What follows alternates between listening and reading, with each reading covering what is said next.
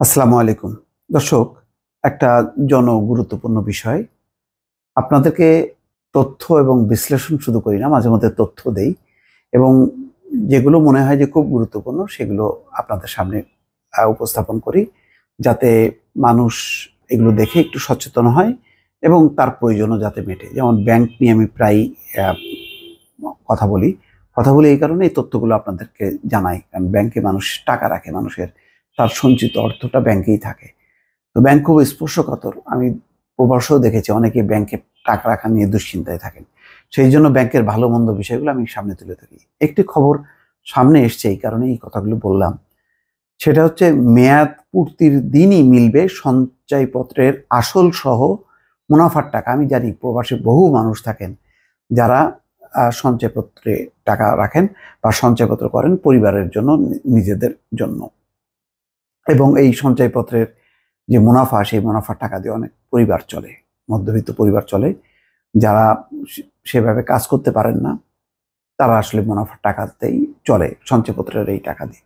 তো এই কারণেই এই তথ্যটা যেহেতু সামনে আসলো, আপনাদেরকে জানালাম যে মেয়াদ পূর্তির দিনই, অর্থাৎ আপনার সঞ্চয়পত্রের মেয়াদ 3 বছর 5 বছর হবে, যেদিন সেই মেয়াদ পূরণ হবে, যেদিন সেদিন আপনি আসল সহ সঞ্চয়পত্রে যেটা আপনার ডিপোজিট করেছেন 5 লাখ 10 লাখ বা 2 লাখ, সেই টাকা সহ মুনাফা সহ আপনি পেয়ে যাবেন, ওই দিনই পাবেন। এটি হচ্ছে খবর। সঞ্চয়পত্রের মেয়াদ পূর্তির দিনই আসল সহ মুনাফার টাকা পাওয়া যাবে। গ্রাহকের ভোগান্তি কমাতে বাংলাদেশ ব্যাংক মঙ্গলবার এই বিষয়ে নতুন নির্দেশনা দিয়েছে। এতদিন সঞ্চয়পত্রের মেয়াদ পূর্ণ হবার পর আসল টাকা তুলতে সময় ক্ষেপণ সহ নানা ভোগান্তির শিকার হতেন গ্রাহকরা। নতুন এই নির্দেশনার ফলে এই ভোগান্তি দূর হবে বলে আশা করছে বাংলাদেশ ব্যাংক। বাংলাদেশ ব্যাংক বলছে, জাতীয় সঞ্চয় স্কিম অনলাইন ম্যানেজমেন্ট সিস্টেমের মাধ্যমে বিক্রি করা সঞ্চয়পত্রের মুনাফা বা সুদ সময় মতো গ্রাহকের কাছে পাঠানো নিশ্চিত করতে হবে। এই জন্য সঞ্চয়পত্রের মেয়াদ পূর্তির তারিখেই মুনাফা সহ মূল অর্থ বাংলাদেশ ব্যাংকের ইলেকট্রনিক ফান্ড ট্রান্সফারের মাধ্যমে গ্রাহকের হিসাবে জমা করতে হবে। জাতীয় সঞ্চয় স্কিমের আওতাধীন সঞ্চয়পত্র, সঞ্চয় বন্ড বিক্রি ও বিক্রির পর অন্যান্য সেবা যথাযথভাবে দেওয়া হবে বলেও জানায় কেন্দ্রীয় ব্যাংক। তো এই সুযোগে কেন্দ্রীয় ব্যাংকের কাছে আমি একটা তদবির করি। সেটা হলো, আগে খুব সহজে আমরা যেই সোশ্যাল মিডিয়াতে কাজ করতাম, সেই টাকাগুলি আমরা পেতাম ব্যাংকের মাধ্যমে। এখন কিন্তু যেদিন আসে আমরা মেসেজ পাই মেটা থেকে বা গুগল থেকে।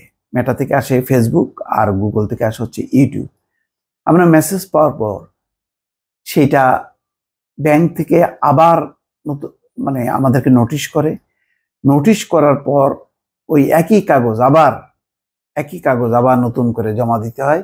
জমা দেওয়ার পর তারপরে টাকা। তার মানে এইটা নতুন একটা ভোগান্তি। আগে কিন্তু সরাসরি টিটি করা হতো মেটা বা গুগল থেকে ব্যাংকে।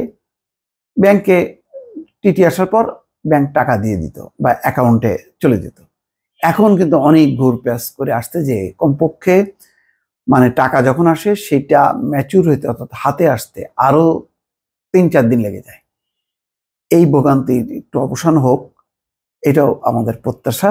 আগে যে সহজ নিয়মটা ছিল, সেই সহজ নিয়মটা বাদ দিয়ে কেন জটিল নিয়মে গেল হঠাৎ করে? এটা বেশি দিন না, বলবো না যে এই গত 2 মাস ধরে হচ্ছে, 2 মাস 3 মাস ধরে। এইটার একটু অবসান যাতে হয়, এটা এই ভিডিওর মাধ্যমে বাংলাদেশ ব্যাংকের কাছে অনুরোধ করছি। দর্শক ভালো থাকবেন, আল্লাহ হাফেজ।